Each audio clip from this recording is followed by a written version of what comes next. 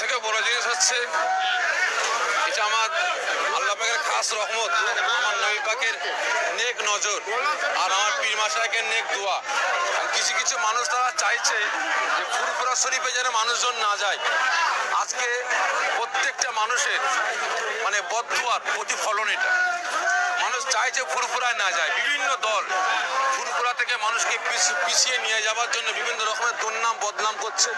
ফুরফুরা শরীফে শিরক বিদআত হয়, ফুরফুরা শরীফে এই হয় ওই হয়, ফুরফুরা শরীফে আপনারা যাবেন না। কিন্তু আজকে লক্ষ লক্ষ মানুষ নানা করে 3 দিনে প্রায় 1 কোটি পার হয়ে গেছে, মানুষ জামায়াত হয়েছে। আজকে তারা দেখছে যে ফুরফুরা শরীফে এখানে কোনো শিরক বিদআত এখানে হয় না।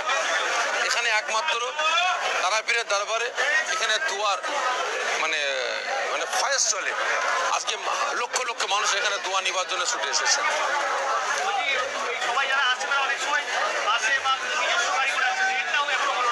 দেখেন, সব থেকে বড় জিনিস হচ্ছে ফুরফুরা দরবার শরীফে সরকারি কোনো রকম পদক্ষেপ নাই।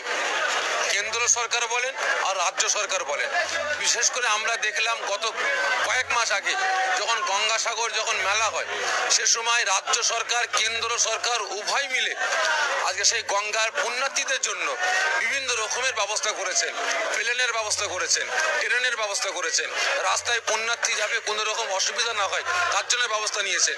নবান্নে বারংবার মিটিং করেছেন, সরকারি বিভিন্ন আমলাকে নিয়ে, মন্ত্রী নেতাদেরকে নিয়ে মিটিং করেছেন এবং মুখ্যমন্ত্রীর নির্দেশ যে গঙ্গাসাগরে তোমরা প্রত্যেকটা নেতা মন্ত্রী সরকারি আধিকারিকরা যেন উপস্থিত থেকে যেন জনগণের সেবা দেওয়া হয়। কিন্তু সেখানে কত লক্ষ মানুষ জমায়েত হয়েছে? ধরে নিলাম 20 লক্ষ, বেশি করে ধরলাম 30 লক্ষ। কিন্তু আজকে ফুরফুরা দরবার শরীফে ভারতের দ্বিতীয় তীর্থভূমি ফুরফুরা দরবার শরীফ। আজকে বিশেষ করে পশ্চিমবাংলার মুসলমানদেরকে নিয়ে আজকে প্রত্যেকটা নেতা প্রত্যেকটা দল আজকে ভোট ব্যাংক করার পরিকল্পনা নাই। আমাদের রাজ্য সরকার ঘোষণা করেছেন যে দুধের গায়ে যদি লাথি মারে আমি সহ্য করে নেবো, কিন্তু দুধের গাইদের আমার চাই। কিন্তু আজকে দুধের গাইদের দ্বিতীয় তীর্থভূমি ফুরফুরা দরবার শরীফ টেম্পোরারি পানির ব্যবস্থা করেছে। আর কি করেছে? আর কিছুই করেনি। তবুও আমার এলাকার যেমন হচ্ছে বেলপাড়া বলেন, মোল্লাপাড়া বলেন, তালতলা হাট বলেন, এই সমস্ত জায়গায় কোনো রকম যে বাথরুমগুলো করেছে বন্ধ হয়ে পড়ে আছে, কোনো ভালোভাবে পরিষ্কার পরিচ্ছন্ন করা হয় না। এবং তার সাথে আপনারা দেখেন উজলপুকুর থেকে নিয়ে ধনপুদা পর্যন্ত কোন জায়গায় সরকারি মেডিকেল ক্যাম্প করা হয়েছে। আজকে উজলপুকুর থেকে সিয়াখালা থেকে নিয়ে ধনপুদা পর্যন্ত বিভিন্ন সংগঠন থেকে মেডিকেল ক্যাম্প করা হয়েছে। আজকে সরকারিভাবে একটা মেডিকেল ক্যাম্প করা হয়নি জনগণের সেবা দেওয়ার জন্য। শুধু হসপিটালটা পড়ে আছে, তো কানার মতো, ঠিক মতো ডাক্তার নাই, ঠিক মতো ওষুধ নাই। আমাদের বিভিন্ন জায়গায় দেখছি তো, খবর নিচ্ছি যে হসপিটাল ঠিক মতো ওষুধ নাই, ওখান থেকে রেফার করছে জাঙ্গিপাড়ায় ওষুধের কারণে, কিন্তু সেবা দিতে পারছে না। এগুলো টোটালটা হচ্ছে ফুরফুরা শরীফে কোনো সরকারি অনুদান নয়। যা যেটুকু দিয়েছে এটা ভিক্ষা দিয়েছে। কারণ মুসলমান বর্তমান দিনে আমার রাজ্যের নেতা মন্ত্রীরা, কেন্দ্রের নেতা মন্ত্রী যারা আছেন, এনারা সংখ্যালঘু মুসলমানদের ওই কষাইখানার সামনে দেখবেন লাইন দিয়ে বসে থাকে কিছু ফিতি কুত্তা।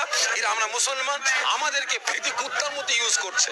যেমন ফিতি কুত্তাগুলো ছাঁচড়া একটুখানি খেয়ে সারা রাত কষাইখানায় পাহারা দেয় যেন কোনো মানুষ আসতে না পারে, অন্য কোনো কুকুর এসে আক্রমণ না করতে পারে। ঠিক আমরা মুসলমান, আমাদেরকে ছাঁচড়া দিয়ে আমাদেরকে ইউজ করে বেড়াচ্ছে। আপনাদের মাধ্যম দিয়ে আমি আমার রাজ্যের, আমি আমার দেশের জনগণের কাছে অনুরোধ করব, বিশেষ করে আমার মুসলমান ভাইদের কাছে, আপনাদের আর কতদিন আপনারা ঘুমিয়ে থাকবেন? আপনারা আপনাদের প্রাপ্যটা বুঝে নিবার চেষ্টা করুন। আজকে আমাদের প্রাপ্যটা আমরা বুঝতে পারছি না, কিন্তু আমাদের ঘাড়ে লাথি পা দিয়ে অন্য প্রাপ্যটা বুঝে নিচ্ছে। কারণ ভারতবর্ষের পশ্চিমবাংলায়, আমি হিংসা করে বলছি না, হিন্দু ভাইদের যতটুকু আপনার অধিকার আছে, আমরা মুসলমান আমাদেরও অতটুকু অধিকার আছে। প্রত্যেকটা ধর্মের মানুষের সেম অধিকার আছে। তাহলে আমরা আমাদের প্রাপ্যটা বুঝে পাবো না কেন? আমাদেরকে এভাবে ইউজ করা হবে কেন? আমাদের ধর্মীয় স্থানে আমাদের বিভিন্ন রকম ভাবে আমাদের হেনস্থা করা হবে কেন? আমাদের ভিক্ষা দেওয়া হবে কেন? আমরা ভিক্ষা চাই না, আমরা আমাদের প্রাপ্য চাই।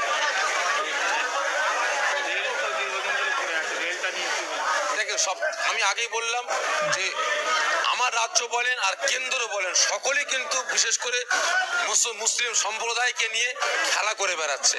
রেলের একটা চমক দিয়েছে যাতে আমরা গদিটাকে বারংবার পাই। এটা একটা চমক। এটার অরিজিনালি রেল করার কোনো পরিকল্পনা করেনি। যদি করতো তাহলে এতদিন